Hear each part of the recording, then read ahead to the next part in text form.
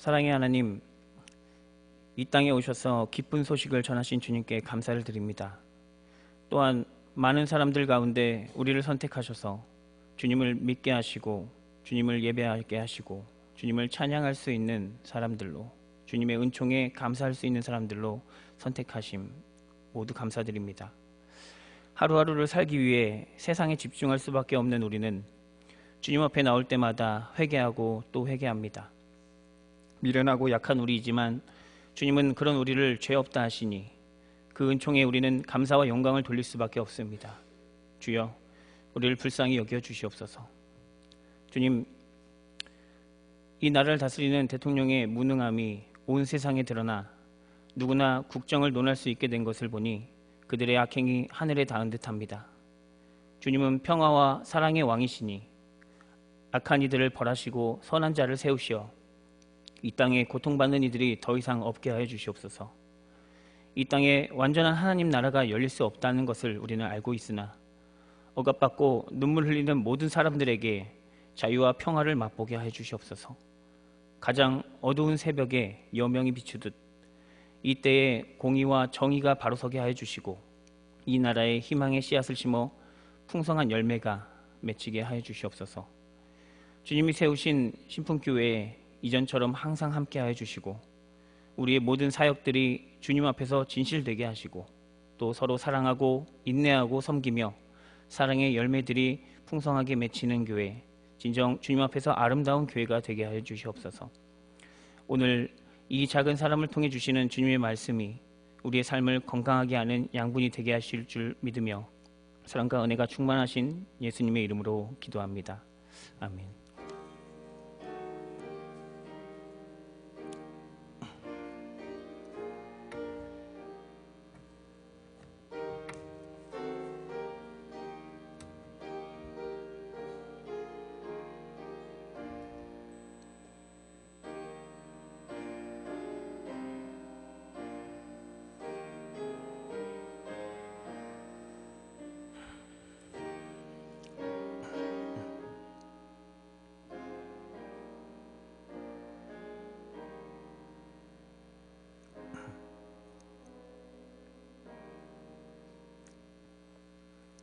오늘 주시는 주님의 말씀은 요한복음 6장 60절부터 69절까지의 말씀입니다. 신약성경 154쪽에 있습니다. 요한복음 6장 60절부터 69절 말씀 봉독하겠습니다.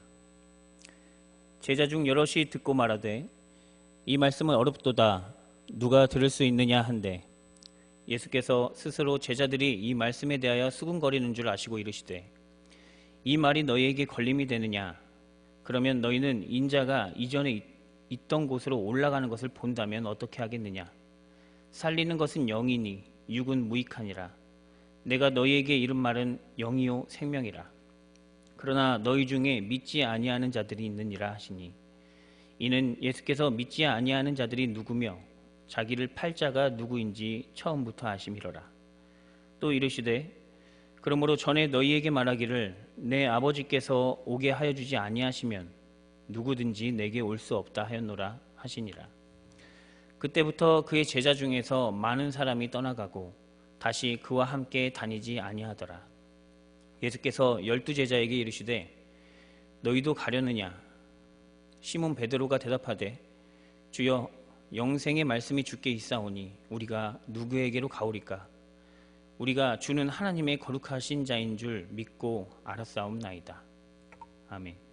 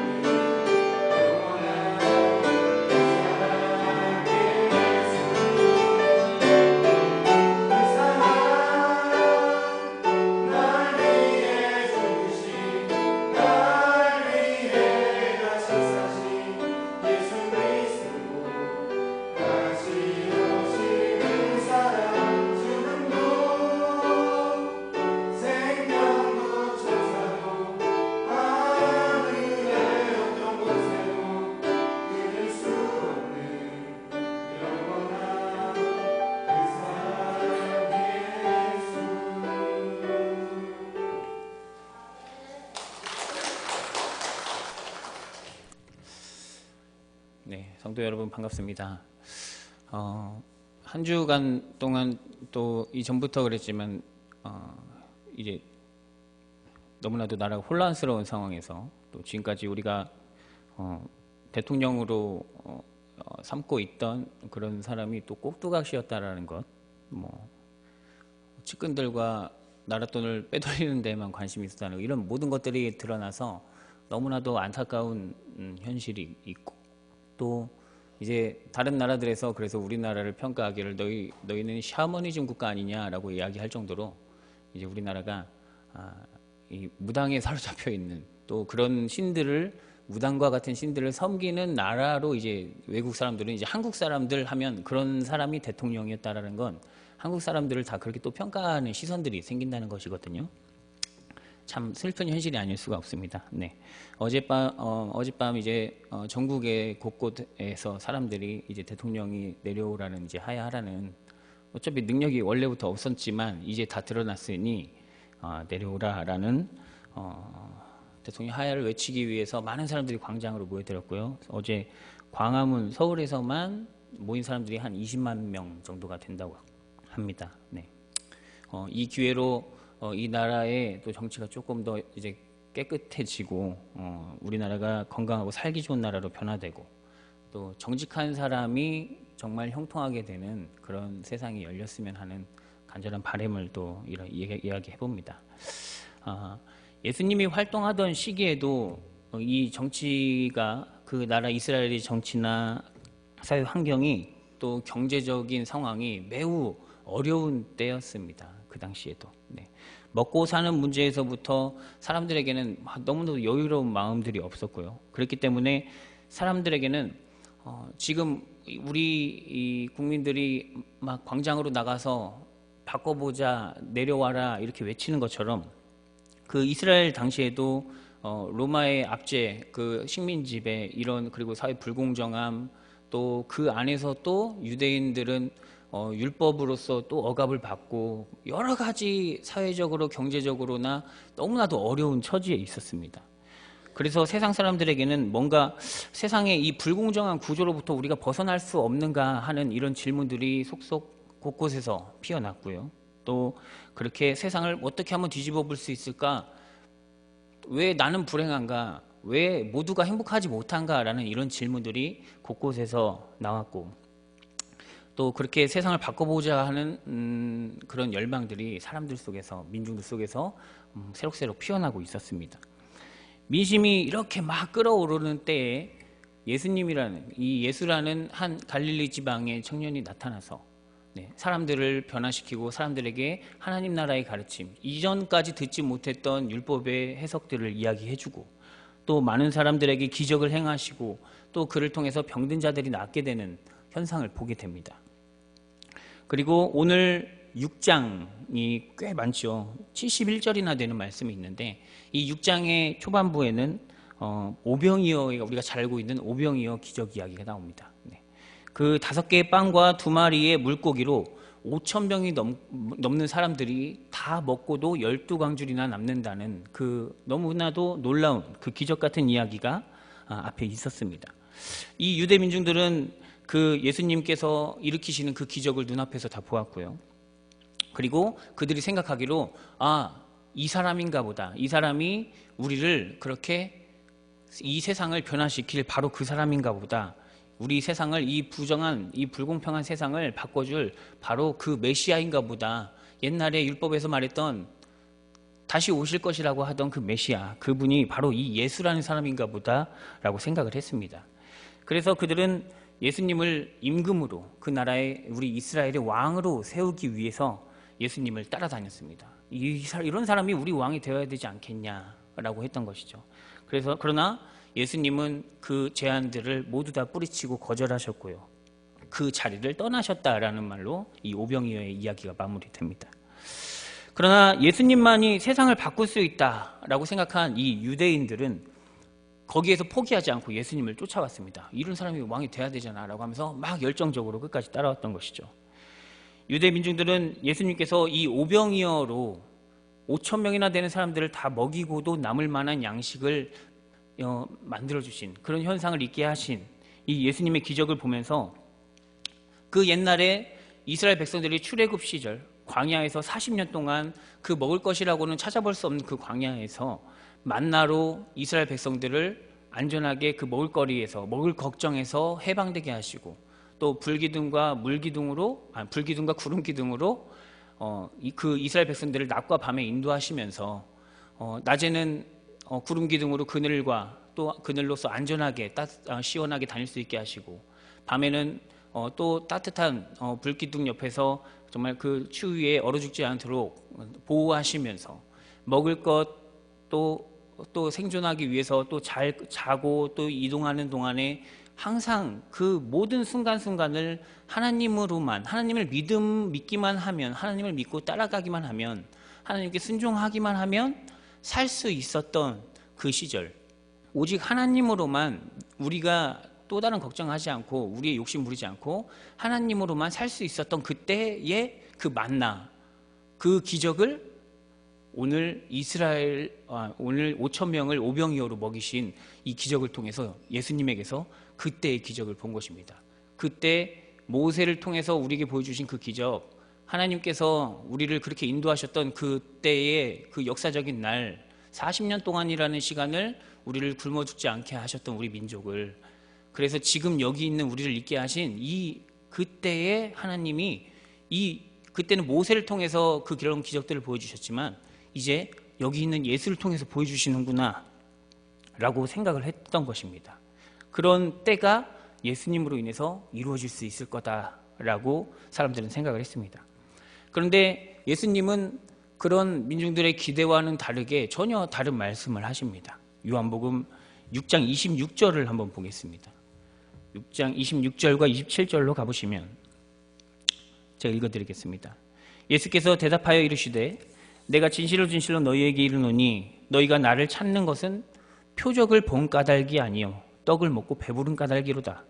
썩을 양식을 위하여 일하지 말고 영생하도록 있는 양식을 위하여 하라.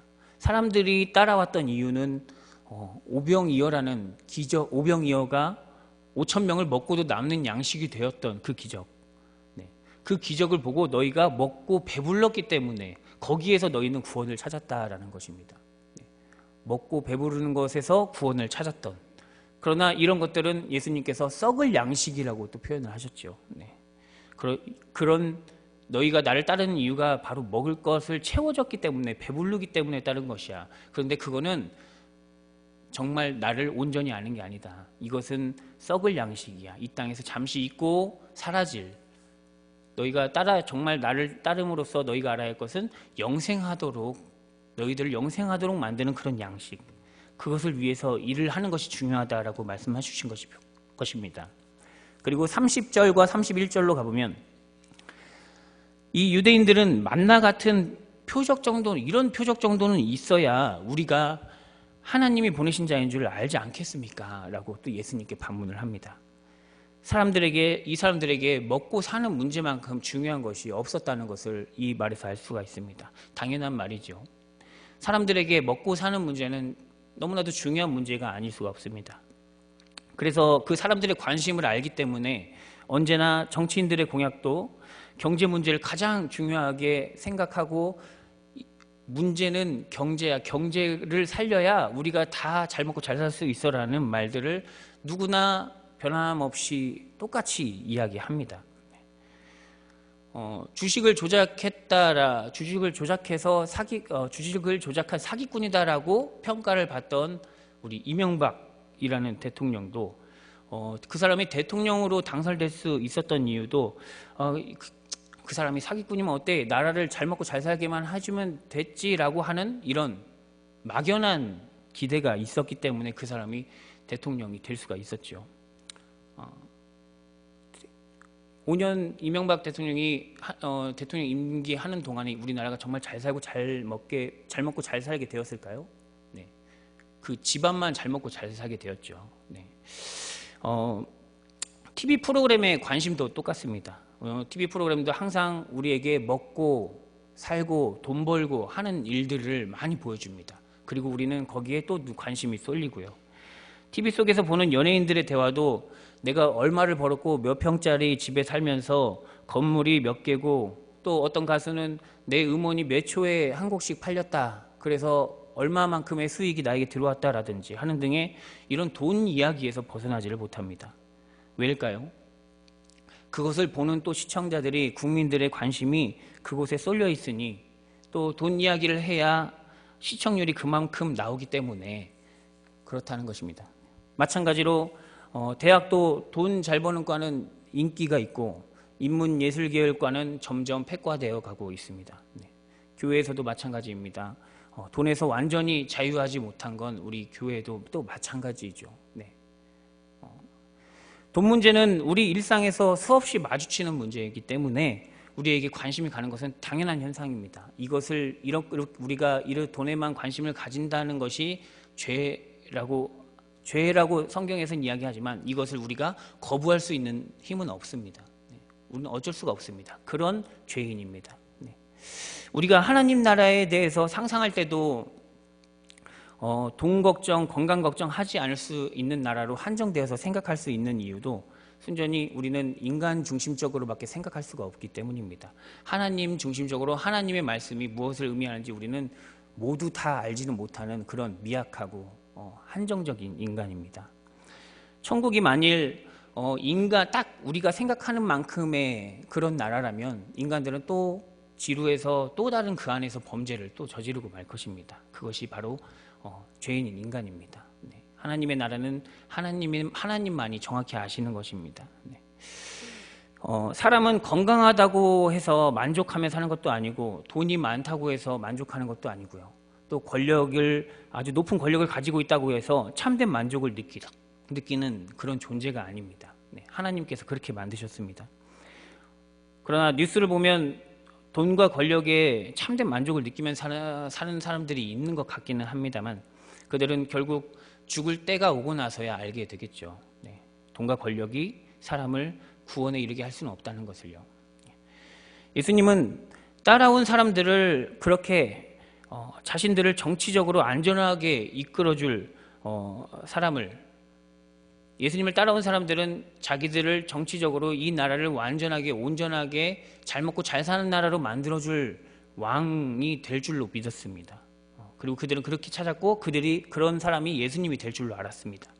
물론 정치적으로 이끌 왕이나 대통령은 공정하고 의롭고 모든 백성을 살필 줄 아는 그런 능력이 있는 사람이 되어야 합니다. 그러나 예수님은 그저 한 나라의 왕이 되시기 위해서 이 땅에 오신 것이 아닙니다. 그런데 사람들은 이 둘 사이를 구분하지 못했습니다. 하나님의 구원을 그저 한 나라를 다스리는 왕 정도로만 한정되어서 생각했던 것이죠. 그저 옛날 이스라엘을 다스렸던 다윗 왕 정도로만 생각을 했던 것입니다. 네. 당시 로마 제국이 세상에서 가장 강한 나라였으니까 이 유대인들은 하나님이 보내신 이 메시아라면 로마 제국에서 우리가 자유를 되찾게 해주고, 또 어쩌면 로마 제국보다 더 강한 나라로 만들어줄 수 있지 않을까 하는 그런 기대감이 있었습니다. 그런 사람이 예수님이 될 줄로 믿었던 것이고요. 그래서 예수님을 따라왔던 것입니다. 그러나 예수님은 너희가 바라는 것은 썩을 양식이다 라고 이야기하셨습니다. 6장 49절과 51절로 한번 가보겠습니다. 6장 49절과 51절을 제가 읽어보겠습니다. 너희 조상들은 광야에서 만나를 먹었어도 죽었거니와 이는 하늘에서 내려오는 떡이니 사람으로 하여금 먹고 죽지 아니하는 것이니라. 나는 하늘에서 내려온 살아있는 떡이니 사람이 이 떡을 먹으면 영생하리라. 내가 줄 떡은 곧 세상의 생명을 위한 내 살이니라 하시니라. 네. 이 만나를 먹었던 사람은 다 죽었습니다. 그러나 예수님의 살을 먹는 사람은 영원히 살 것이고, 또 이로써 세상은 생명을 얻게 될 것이라는 말씀입니다. 이 말을 들은 유대인들은 아니 자기 살을 어떻게 우리에게 준다는 거예요? 자기 피를 우리에게 어떻게 먹게 한다는 말이냐 하면서 서로 웅성웅성하며 수군대고 다투었다고 합니다. 그들을 보고 예수님은 또 다시 말씀하십니다. 인자의 살과 피를 먹지 아니하면 너희 속에 생명이 없다. 내 살과 피를 먹는 자는 영생을 가진 것이다. 내 살과 피를 먹는 자는 내 안에 있고 또 나도 그 안에 있는 것이다. 내가 아버지로 말미암아 사는 것 같이 나를 먹는 그 사람도 나로 말미암아 산다 라고 하면서 마지막 58절에는 전에 있는 말씀과 같이 똑같이 또 만나보다 더 나은 영원한 생명을 주는 떡, 그게 바로 예수님이다 라는 말씀으로 끝을 냅니다. 이 예수님의 살과 피가 의미하는 것을 우리는 이제 알고 있습니다. 인간의 죄를 대신해서 죽으신 예수님, 우리 죄를 대신해서 죽으실 예수님의 십자가 사건을 이야기하시는 것이죠. 그 예수님이 십자가의 죽으심으로 모든 사람들은 갈라진 하나님과의 틀어진 관계를 회복할 수 있게 되었습니다. 더 이상 죄를 회개하기 위해서 하나님께 제물로서 계속 제사를 지내지 않아도 되는, 예수님을 믿음으로써 그 모든 것이 해결되는 그런 속죄함을 받게 되었습니다. 우리는 십자가의 부활 그리고 예수님을 만나고 그 안에 참 생명이 있음을 경험한 사람들, 이 성경의 수많은 증언자들의 이야기를 통해서, 그들의 고백을 통해서 이 살과 피가 무슨 의미인지 알고 있습니다. 예수님을 믿으라는 말이죠. 하나님의 아들로서.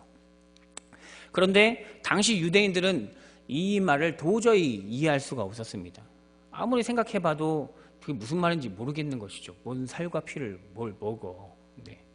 이 사람들은 그 자리를 모두 떠났습니다. 예수님의 말씀이 무슨 뜻인지는 잘 모르겠지만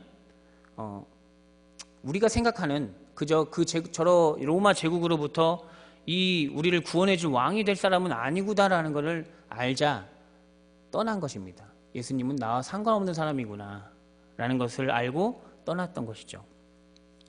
이제 오늘 본문입니다. 이제 남은 것은 예수님과 제자들입니다. 제자들의 첫 대사가 이렇습니다. 이 말씀은 어렵도다. 누가 들을 수 있겠느냐라고 60절에 이야기하죠. 이 말씀은 어렵도다. 누가 들을 수 있느냐? 어렵도다라는 말이 있습니다. 이 어렵도다라는 말은 스클레로스라는 헬라어인데, 이 말은 이해하지 못하겠다, 어렵다라는 그런 뜻이 아니라 나는 이 말에 동의할 수가 없다. 이 말은 어렵도다. 누가 이해할 수 있겠느냐? 그러니까 누가 이 말에 동의할 수 있겠느냐라는 말입니다. 예수님의 말씀에 누가 동의하겠느냐라고 이 제자들이 지금 이야기하고 있는 것입니다. 예수님의 말씀은 이 말을 한 사람들은 예수님의 말씀을 거부한 것이라고 우리는 이해할 수 있습니다.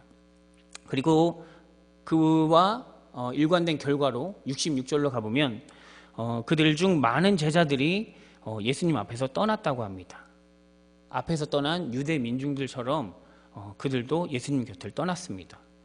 가족들을 버리고 직업도 버리고 예수님을 따라다니던 제자들 중에 많은 사람들이 하나둘씩 예수님 곁을 떠났습니다.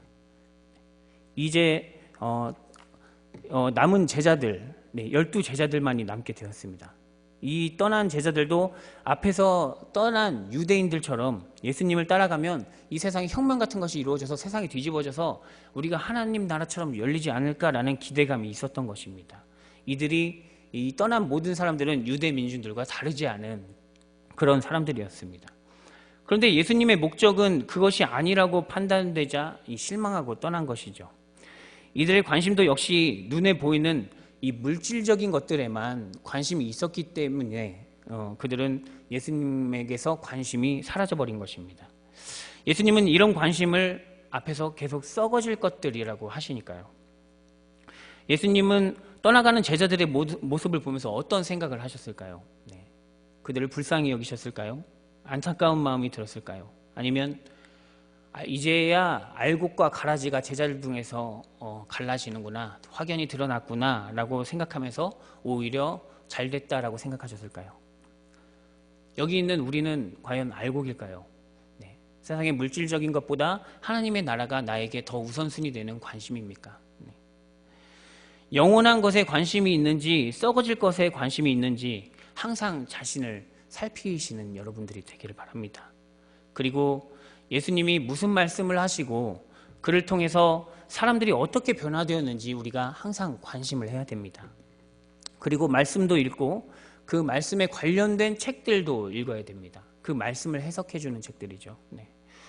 왜냐하면 아까 말씀했듯이 제가 이 말씀은 어렵도다라는 말이 이해할 수 없는 말이 아니라 동의할 수 없다라는 말이라는 것을 해설해 주지 않으면 이해할 수 없는 것처럼 이 성경에는 이렇게 우리가 겉모습으로만 알 수 없는 이야기들이 많이 있습니다. 네. 그렇기 때문에 우리는 여러 가지 또 성경에 관련된 성경을 해석해주는 또한 또 그것이 사적인 견해가 아니라 학문적인 견해에 의해서 또 설명해주는 그런 좋은 책들을 많이 읽어야 됩니다. 그런 해설을 해주기 위해서 저와 같은 전도사나 또 목사님들이 많이 계시긴 하지만 직접 자기가 읽고 또 하나님의 말씀 안에서 진리를 발견하는 것, 그것보다 더 소중한 그것만큼 우리가 해설해 주는 것이 와닿거나 또 예수님을 만나는 중요한 소중한 경험이 되지는 이렇게 설명만으로는 부족하기 때문에 그렇습니다. 다시 본문으로 가보면 이제 마지막으로 12제자에게 예수님이 묻습니다. 67절 네, 너희도 가려느냐? 네, 12제자에게 물어봤습니다. 네, 또 예수님이 우리에게도 물어봅니다. 네, 너희도 가려느냐? 야, 나는 세상의 방법과 다르다. 권력과 돈, 건강, 지식 이런 것들로서 복을 이야기하는 사람이 아니다. 나의 복은 눈앞에 당장 보이는 것이 아니다. 그래도 나를 따르느냐? 이렇게 묻는 것입니다.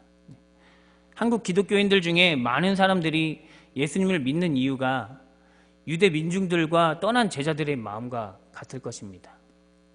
예수 믿고 구원받는 것보다 먼저 더 관심이 가는 것은 예수님께 기도해서 이 땅에서 성공하는 것, 예수님께 기도해서 부자 되는 것, 예수님께 기도해서 높은 자리에 올라가는 것. 아마도 하늘나라에 가는 것보다 이것이 더 소중해 하는지도 모르겠습니다. 이 모든 것들을 예수님께서는 썩어질 것들, 그것을 위해서 일하지 말라라 라고 이야기하셨죠. 이렇게 된 1차적인 많은 기독교인들이 그렇게 생각을 하게 된 1차적인 요인은 그런 문제를 만든 것은 먼저 저희와 같은 이 교역자들에게 있습니다. 예화로서 드는 인물들이 석유부자 록펠러나 백화점 왕 존 워너메이커와 같은 사람들, 그런 사람들을 예로 드니 믿음, 그것은 곧 부자로 연결된다고 생각하는 것이 성도들에게 당연한 논리가 된 것이죠. 이들이 정말 의롭고 깨끗하게 그렇게 성공한 사람들도 아닌데 말입니다. 노동 착취와 또 정치 권력과의 아주 치밀한 로비들이 있었기 때문에 가능했던 것인데, 이런 사람들을 오히려 종교적 미담으로써 그 사람들을 예화로 드니 가난한 마음을 가진 성도들에게 이 물질적인 욕망이 커지는 것은 당연한 결과가 될 수밖에 없습니다. 예수님의 말씀에 우리는 어떻게 대답할 수 있을까요?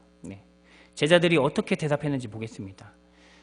베드로는 68절, 69절에서 우리를 대신해서 이렇게 대답했습니다. 시몬 베드로가 대답하되 주여 영생의 말씀이 주께 있사오니 우리가 누구에게로 가오리까? 우리가 주는 하나님의 거룩하신 자인 줄 믿고 알았사옵나이다. 이 말은 우리는 예수님밖에 갈 곳이 없는 사람들입니다. 우리가 어디로 갑니까? 라고 말한 것입니다. 세상에는 갈 곳이 없는 사람들보다 갈 곳이 너무 많아서 어디부터 가야 할지 고민하는 사람들이 더 많습니다. 많은 물질과 지식과 권력을 가지려고 노력하는 것이 하나님을 믿는 믿음보다 앞서는 사람들은 하나님의 말씀에 집중할 수가 없습니다. 갈 곳이 많기 때문입니다. 반대로 자신의 욕망을 채우는 일이 끝이 없다라는 것을 깨닫고 그 끝은 결국 허무하다라는 것을 일찍이 깨달은 사람들은 하나님의 말씀에 집중할 수가 있습니다. 영원한 생명이 바로 이곳 하나님의 말씀 안에, 주님을 믿는 믿음 안에 있다라는 것을 알기 때문입니다. 그것만이 오로지 세상에서 영원하다라는 것을 아는 그런 지혜가 있기 때문입니다. 이 베드로는 예수님에게서만 생의 희망과 의미를 찾을 수 있다고 대답을 했습니다. 시골에 있는 사람들이 꿈꾸는 것이 서울로 가는 것이죠. 서울에 가면 더 다양한 경험을 하고 그러다 보면 그것이 더 행복해질 것이라고 생각을 하게 됩니다. 또 서울에 사는 사람은 외국으로 가면 다양한 경험으로 다양한 문화를 체험하니 나는 서울에만 한정되어 있는 사람보다 더 행복한 사람이야 라고 착각을 하게 되죠. 그러나 어디에 있든지 예수 그리스도 안에서 만족할 줄 아는 사람은 그 사람만이 정말 행복하고 윤택한 삶을 살 수 있는 것입니다. 외국으로 가면 어떻게 될까요? 서울 사람이 거기에서 또 다른 외국으로 갈까요? 이제 결국 갈 곳은 우주밖에 남지 않겠죠. 네. 결국 어딜 가나 완전한 만족감이 우리를 휘감을 수 있는 길은 없다라는 것을 결국에는 그 자리에서 깨닫게 될 것입니다. 우리는 어느 자리에 있든지 예수 그리스도 안에서 하나님의 말씀을 바라보는 것이, 이것이 영생에 이르는 길이고 이것만이 우리에게 참된 만족을 준다라는 것을 알게 됩니다. 그것이 바로 지혜다라고 우리 성경의 수많은 예언자들은 이야기하고 있습니다. 사랑하는 것과 똑같습니다. 네. 사랑하는 사람이 내게 사랑할 사람은 이 사람 한 명뿐이다라고 생각하는 사람과 여러 이성을 두고 이 사람도 괜찮고 저 사람도 괜찮은데 이렇게 고민하는 사람 중에 누가 더 깊이 사랑할 수가 있을까요? 네. 한 사람과 있는 것만으로도 만족할 수 있는 사람이 진정한 사랑을 이해하고 진정한 사랑이 무엇인지 알게 되고 그 사람을 더 깊이 사랑할 수 있는 것과 똑같습니다. 성도 여러분, 이 세상에 사는 동안 여러분 모두가 즐겁고 행복한 삶을 사시기를 바랍니다. 하나님이 주신 것들을 마음껏 즐기고 또 음미하시는 여러분들의 삶이 되기를 기원합니다. 그러나 그 모든 것들이 영원할 수 없다는 것을 항상 또 염두에 두고 있어야 합니다.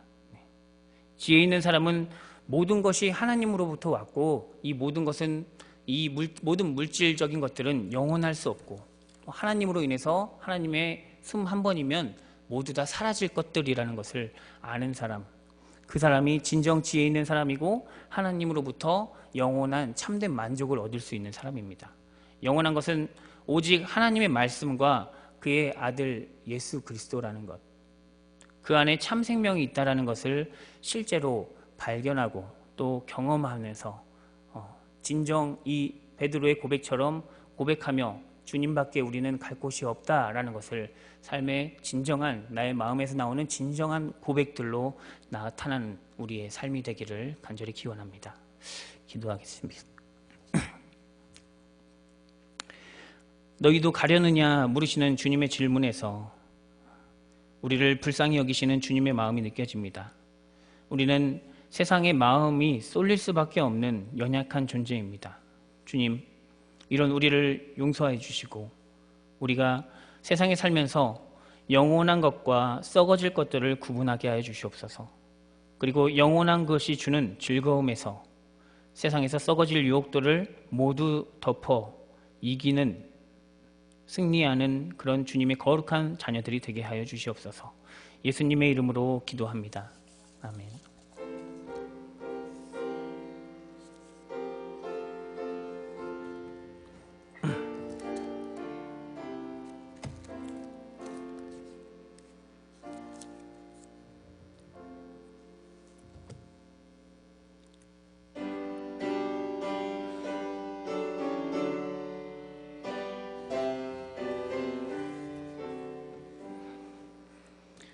내 주의 나라와 주 계신 성전과 피 흘려 사신 교회를 늘 사랑합니다.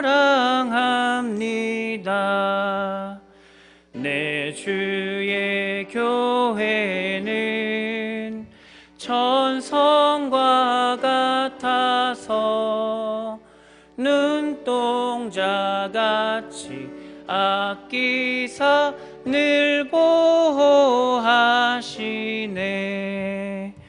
이 교회 위하여 눈물과 기도로 내 생명 다하기까지 늘 보호합니다.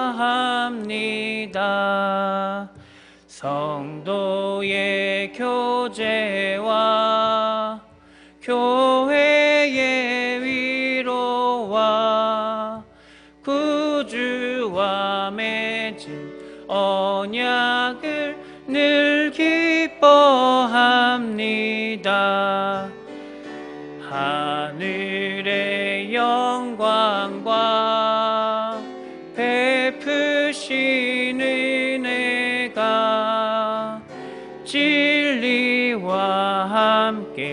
영원히 시온에 넘치네. 아멘.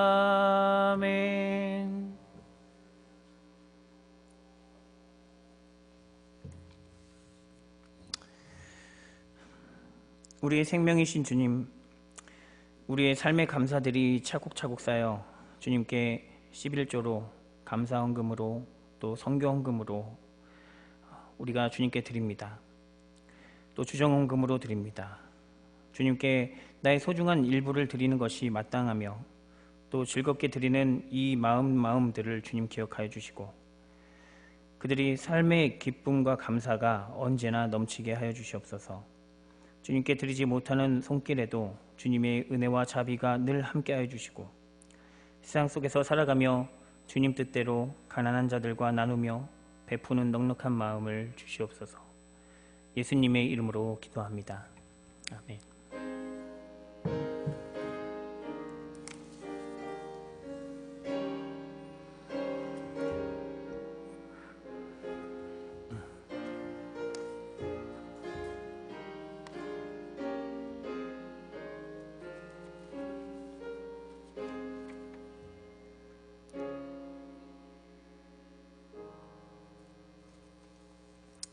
교회 소식 알려드립니다.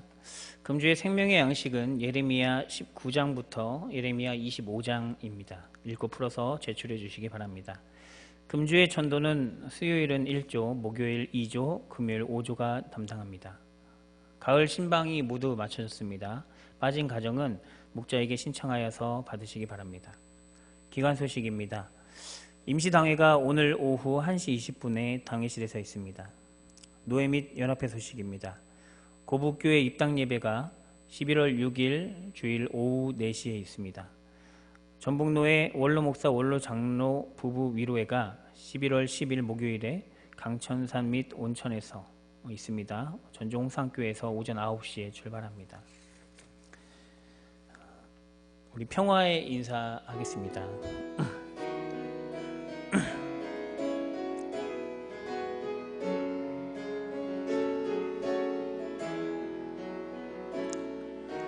평화 하나님의 평강이 당신의 삶에 넘쳐나기를. 평화 하나님의 평강이 당신의 삶에 가득하기를 축복합니다. 기쁨 하나님의 기쁨이 당신의 삶에 넘쳐나기를. 기쁨 하나님의 기쁨이 당신의 삶에 가득하기를 축복합니다. 소망 하나님의 소망이 당신의 삶에 넘쳐나기를. 소망 하나님의 소망이 당신의 삶에 가득하기를 축복합니다. 네, 이 한 주간도 주님께 더욱 집중하시고 세상에서 썩어질 것, 썩지 아니할 것 구분하시면서 주님의 길 따라가시는 여러분 되시기를 기도합니다.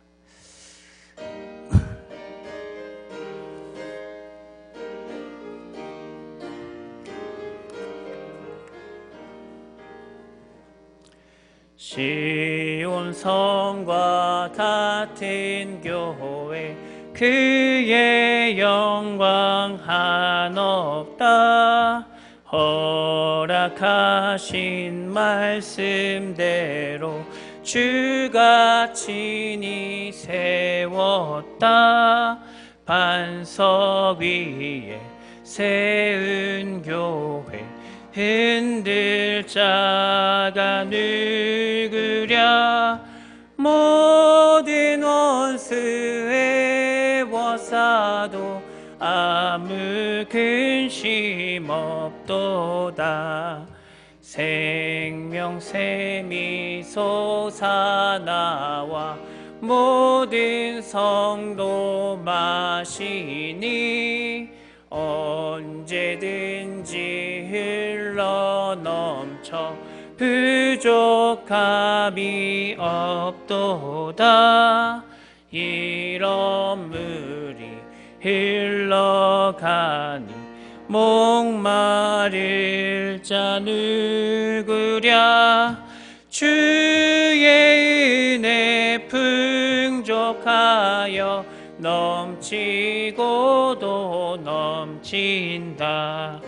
주의 은혜 내가 받아 시온 백성 되는 때 세상 사람 비방해도 주를 찬송하리라.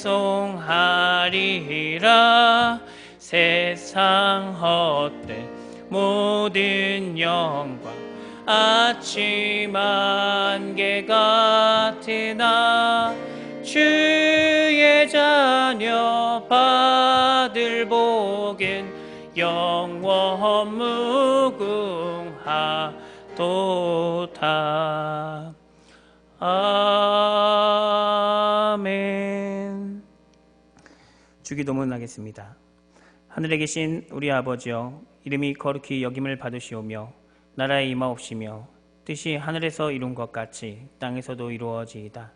오늘날 우리에게 일용할 양식을 주옵시고 우리가 우리에게 죄 지은 자를 사하여 준 것 같이 우리 죄를 사하여 주옵시고 우리를 시험에 들게 하지 마옵시고 다만 악에서 구하옵소서. 나라와 권세와 영광이 아버지께 영원히 있사옵나이다. 아멘.